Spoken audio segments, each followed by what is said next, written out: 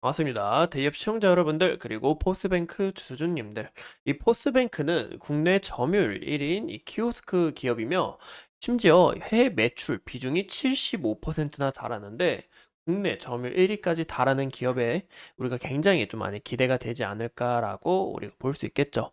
그래서 이 키오스크 단말기를 다루는 만큼 이 시장 전망은 또 어떻게 되는지, 앞으로의 이 기업 성장성은 어떻게 되는지 우리가 한번 보면서 오늘 포스뱅크에 대해서 간략하게 알아보도록 하겠습니다. 오늘은 첫 시간인 만큼 기업 소개를 간략하게 말씀드릴 예정이고요.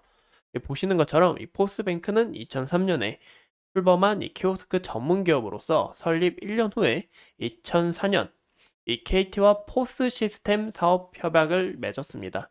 현재 국내 포스기 80% 이상을 차지하는 이 포스 시장 1위 기업이며, 우리가 이제 음식점에 가면 아니면 뭐 이제 커피숍에 가면 대부분 우리가 볼 수 있죠. 프랜차이즈에 가면 이런 부분을 지속적으로 매출을 늘리고 있다라고 우리가 볼 수 있을 것 같습니다. 이 포스뱅크 같은 경우 이렇게 키오스크를 납품 후에 이제 솔루션 사업도 추가적으로 하고 있기 때문에 이 시장 전망이 과연 어떻게 되는지, 앞으로 어떻게 커질지 우리가 좀 눈여겨보는 게 좋지 않을까 싶어요. 현재 전 세계 80여 개국에 200개 이상의 이제 다양한 세일즈 채널 보유를 하고 있는데요. 이 주요 고객사로 우리가 보시는 것처럼 해외 고객, 이 대부분 다 아시죠? 이 타코벨 저도 굉장히 좋아하는데, 맥도날드, 뭐 던킨도넛 이런 부분 우리가 쉽게 알 수 있고, 또 국내 고객을 보면 이디야, 뭐 메가커피, 백다방 등 우리가 요즘 커피숍에 가면 키오스크 대부분 있잖아요. 이런 부분을 우리가 한번 눈여겨볼 수 있다라고 우리가 볼 수 있을 것 같습니다. 이 포스뱅크의 이제 매출액을 보면 2022년 큰 폭으로 늘어났지만 점차 줄어들고 있다라는 것을 우리가 볼 수 있는데요. 이 실적 부분을 보면 이 코로나19 엔데믹 특수 효과를 누렸다라고 우리가 볼 수 있을 것 같습니다. 그래서 현재 이 실적을 보시면 이 실적도 이렇게 간략하게 봤을 때 이제 코로나 시절에 수혜를 받았지만 이제 점차 다시 실적이 하향되고 있다라는 거 우리가 볼 수 있겠죠. 이 코로나 시절에는 이렇게 지속적인 투자와 함께 이제 이 점유율을 크게 늘렸지만, 현재는 이제 점차 기업이 다져가면서 매출액은 떨어지고 어느 정도 안정성을 찾았다라고 우리가 볼 수 있을 것 같습니다. 그래서 이런 부분에 있어서 우리가 기업의 이런 부분, 좀 성장성 부분을 우리가 크게 눈여겨보기는 어렵다라고 우리가 볼 수 있을 것 같은데요. 포스뱅크는 그냥 꾸준한 이 매출에서 솔루션 지속적으로 판매하고 여기에 대한 수수료를 받고, 여기서 더 큰 성장을 보여주기는 어렵다라고 우리가 볼 수 있겠죠.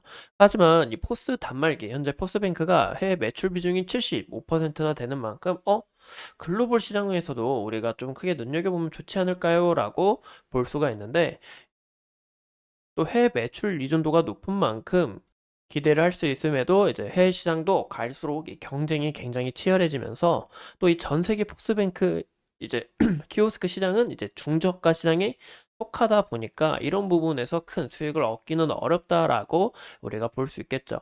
최근에 FEC, 뭐 포지플렉스 등 대만 기업에 더해서 또 중국산 제품들이 크게 밀고 이 해외 시장을 공략함에 있어서 현재 큰 수혜를 누르긴 어렵다라고 우리가 볼 수 있을 것 같습니다.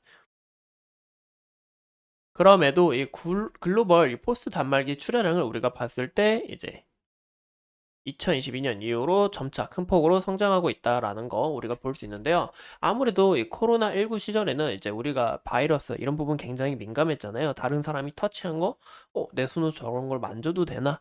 좀 약간 이런 불쾌함이 있었고, 이후로 사람들의 인식이 크게 바뀌면서 이 포스기 단말기 시장도 서서히 늘어나고 있다라고 우리가 볼 수 있을 것 같습니다. 현재 포스뱅크가 이 해외 글로벌 시장에서 큰 점유율을 차지하고는 있지만, 점유율이 아닌 이제 매출 비중이 굉장히 높지만, 이 점유율을 또 어떻게, 이 저가 시장을 또 어떻게 공략하는지 좀 많이 골치가 아프지 않을까 싶어요. 왜냐, 이 중저가, 이 중국과 이제 대만이 저가의 제품으로 크게 점유율을 차지하며, 포스뱅크가 거기서 좀 큰 활약을 내뱉기는 어렵다라고 우리가 볼 수 있겠죠. 또 이 대만과 중국이 중저가, 이제 저가로 이제 밀고 들어가면서 이 솔루션도 저가로 딱 받고 이 점유율만 크게 늘린다면, 포스뱅크가 좀 앞설 자리가 굉장히 좀 어려워 보이지 않을까라고 우리가 눈여겨볼 수 있을 것 같습니다. 그래서 이 포스트뱅크가 앞으로 어떻게 극복을 하는지 또 이 시장 속에서 앞으로 어떤 영향을 미치는지 함께 보면서 오늘은 간략하게 소개 마쳤고요. 다음 시간에 이 포스트뱅크 지속적으로 파헤쳐 보면서 또 이 수급은 어떻게 되는지 앞으로 어떤 이슈가 있는지 알아보도록 하겠습니다. 오늘도 이렇게 소중한 시간 내서 영상 시청해 주신 점 감사합니다.